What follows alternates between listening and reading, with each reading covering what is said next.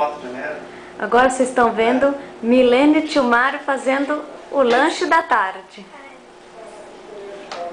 Tá bom? Tá dando ponto?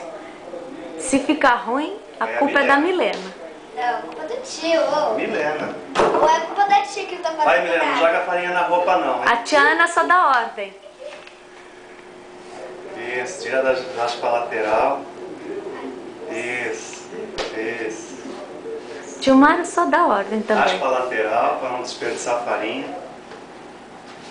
Isso, isso. Ó, já viu? Já tá soltando dos dedos, não tá? Tá. Isso, ela vai dando ponto.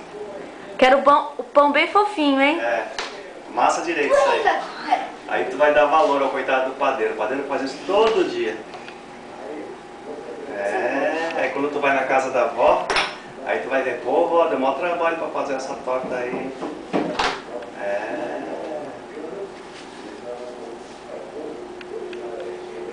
Sem graça, tia. Força!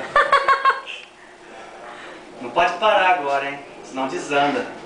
Desanda. Anda, toma fôlego aí que não pode parar que desanda. Ó, mas tu viu como tá soltando tudo? Vai pegando toda a farinha,